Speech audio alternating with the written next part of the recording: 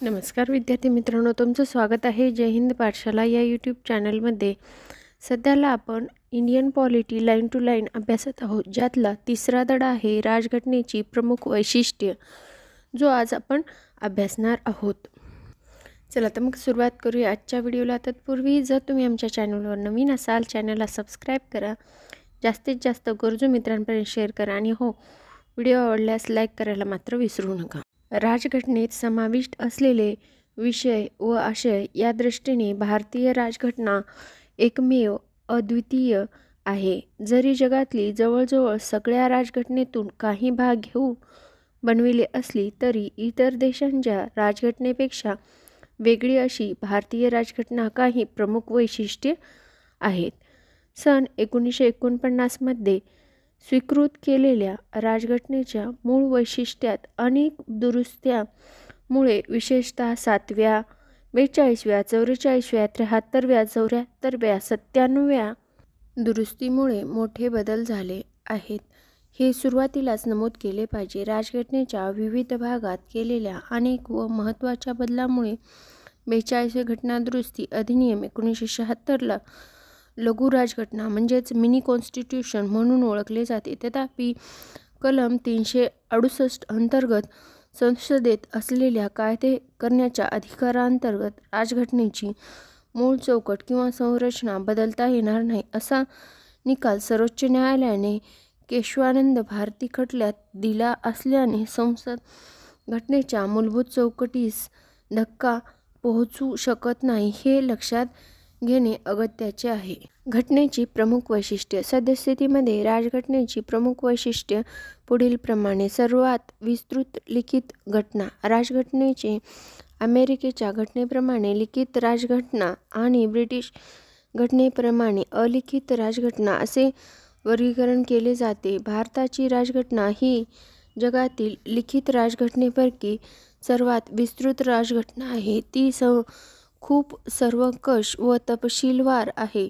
सुरुवातीला 1949 मध्ये राजघटनेत सरनामा 22 भाग विभागलेले 395 कलमे व 8 परिशिष्टे होती। आता सद्यस्थितीत 2025 अखेरीस त्यामध्ये 25 भाग, 465 प्लस कलमे आणि 12 परिशिष्टे आहेत। 1951 पासून केलेल्या विविध घटनादुरुस्त्यांनी 20 कलमे व 1 भाग वगळला आहे, तर 90 कलमे, 4 भाग जसं की 4A, 9A, 9B आणि 14A व 4 परिशिष्टे जसं की 9, 10, 11 व 12 ही परिशिष्टे समाविष्ट करण्यात आलेली आहेत। जगातील इतर कोणत्याही राजघटने इतकी कलमे व परिशिष्टे नाही। आपल्या राजघटनेच्या या अवाढव्य आकाराची 4 कारणे आहेत। एक म्हणजे देशाचा प्रचंड आकार आणि त्यातील प्रादेशिक वैविध्यता सारखे भौगोलिक घटक। त्यानंतर 1935 मधील विस्तृत स्वरूपाचा भारत सरकारच्या कायद्याचा आपल्या घटनेवरील प्रभाव व ऐतिहासिक घटक। त्यानंतर तिसरं म्हणजे जम्मू काश्मीर वगळता केंद्र व राज्यासाठी एकच राजघटना, जी की 2019 मध्ये आता सर्वांसाठी एकच लागू झाली, जम्मू काश्मीर सुद्धा। चौथं म्हणजे घटना समितीत असलेले कायदेतज्ञांचे वर्चस्व। आता यामध्ये एक केस अशी होती केशवानंद भारती विरुद्ध केरळ राज्य सरकार, जी की 1973 मध्ये आली होती। यामध्ये घटनेचे भाग, महत्त्वाची कलमे व परिशिष्टे यासाठी या प्रकरणाच्या शेवटी असलेले तक्ते आपण पाहणार आहोत। त्याचबरोबर अमेरिकन राजघटनेत सुरुवातीला 7 कलमे होती, तर ऑस्ट्रेलियन घटनेत 128, चीनच्या घटनेत 138 आणि कॅनडाच्या घटनेत 147 कलमे आहेत। जम्मू काश्मीर राज्याला स्वतःची राजघटना होती। 2019 नंतर 370 कलमान्वये ती वगळण्यात आलेली आहे। राजघटनेमध्ये केवळ राज्यशासनाची मूलभूत तत्त्वेच नाही, तर तपशीलवार प्रशासनिक तरतुदी आहेत। याशिवाय आधुनिक लोकशाही देशात जे विषय सर्वसाधारण कायदा किंवा सुसंस्थापित राजकीय संकेतावर सोडलेले आहेत, त्यांचेसुद्धा भारताच्या राज्यघटनेत समावेश केला आहे. विविध स्रोतांकडून उसनवारी. भारतीय राज्यघटनेमधील बऱ्याचशा तरतुदी विविध देशाच्या राज्यघटनेमधून तसेच भारत सरकारचा कायदा 1935 मधून घेतल्या आहेत. जगातील ज्ञात असलेल्या सर्व राज्यघटना धुंडाळून भारतीय राज्यघटना बनविण्यात आलेली आहे, असे डॉ. B.R. आंबेडकर यांनी अभिमानाने नमूद केले आहे. भारतीय राज्यघटनेची संरचना प्रामुख्याने भारत सरकारचा कायदा 1935 वर आधारलेली आहे.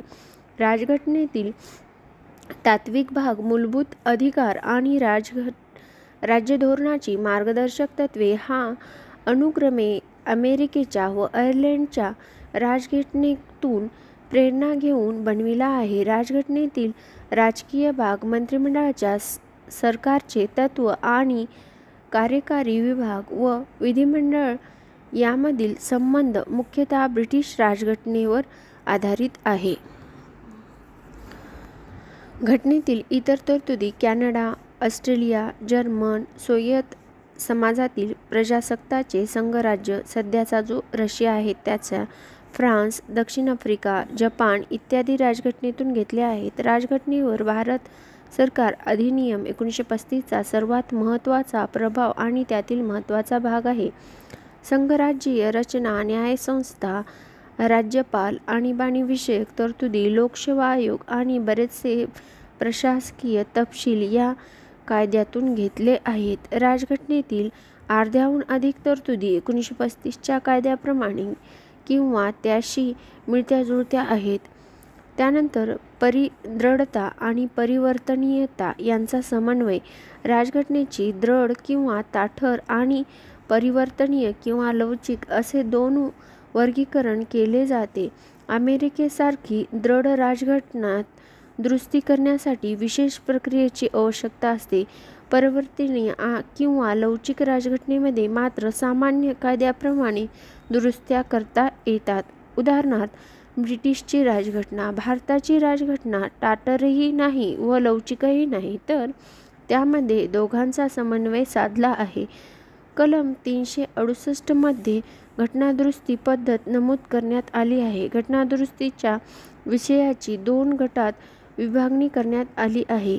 म्हणजे काही तरतुदी संसदेच्या विशेष बहुमताने म्हणजेच प्रत्येक गृहात उपस्थित असणाऱ्या व मतदान करणाऱ्या सदस्यांच्या 2/3 बहुमताने आणि दोन्ही गृहाच्या एकूण सदस्यसंख्येच्या 50% अधिक बहुमताने दुरुस्ती करता येते. म्हणजे काही तरतुदीमध्ये संसदेच्या विशेष बहुमताने आणि एकूण राज्यापैकी अर्ध्या राज्याच्या संमतीने दुरुस्ती करता येते. राज्यातील काही तरतुदीमध्ये सर्वसाधारण कायद्याच्या प्रक्रियेनुसार साध्या बहुमताने दुरुस्ती करता येते. अशा दुरुस्त्या कलम 368 अंतर्गत येत नाहीत, हे लक्षात घेतले पाहिजे. एकात्मतेकडे झुकणारे संघराज्य. भारतीय राज्यघटनेने शासनाची संघराज्यीय पद्धत स्थापित केली आहे. यामध्ये 2 सरकार अधिकाराची वाटणी, लिखित राज्यघटना, राज्यघटनेचे श्रेष्ठत्व, ताठर राज्यघटना, स्वतंत्र न्यायव्यवस्था व द्विग्रही पद्धत ही संघराज्य पद्धतीची नेहमीच वैशिष्ट्ये आहेत. असे असले तरी भारतीय राज्यघटनेमध्ये प्रबळ केंद्रशासन, एक राज्यघटना, एकेरी नागरिकत्व, लवचिक राज्यघटना, एकात्मिक न्यायव्यवस्था, केंद्रातर्फे राज्यपालाची नियुक्ती, अखिल भारतीय सेवा, आणीबाणीच्या तरतुदी यासारख्या एकात्मिक राज्यघटनेतील अनेक वैशिष्ट्ये प्रतीत होतात. आता ब्रॅकेटमध्ये आपल्याला सांगितले की भारतीय राज्यघटनेत 1935 च्या कायद्यामधील सुमारे 250+ तरतुदीचा समावेश करण्यात आलेला आहे. 6 आहे कॉन्स्टिट्यूट असेंब्ली डिसेप्ट खंड 7 ते 35-58. 7 मध्ये सांगितले PM Bakshi the constitution of India universal 5वी आवृत्ती 2002 मध्ये सांगितलेलं आहे. अशा सर्व गोष्टी त्यांनी छोट्या मोठ्या आपल्याला कुठून घेतल्या, कशा घेतल्या हे सांगितलेलं आहे. खरे तर आपल्या राज्यघटनेमध्ये संघराज्य ही संज्ञा कोठेही वापरली नाही. मात्र कलम 1 मध्ये भारताला राज्याचा संघ असे संबोधले आहे. यातून 2 अर्थ सूचित होतात. पहिला म्हणजे भारतीय संघराज्य हे राज्यातील कराराप्रमाणे बनले नसून दुसरं म्हणजे कोणत्याही राज्याला संघराज्यापासून वेगळे होण्याचा अधिकार नाही. त्यामुळे भारतीय राज्यघटनेचे के.सी. व्हियरने स्वरूपाचे संघीय पण आशयाचे एकात्मिक किंवा निम्न संघराज्य अशा शब्दात वर्णन केले आहे, तर मॉरिस जोन्स यांनी वाटाघाटीचे संघराज्य आणि ग्रँडविल ऑस्टिन यांनी सहकारी संघराज्य, आयव्हर जिनिंग यांनी एकात्मतेकडे झुकणारे संघराज्य अशा विविध प्रकारे वर्णन केले आहे.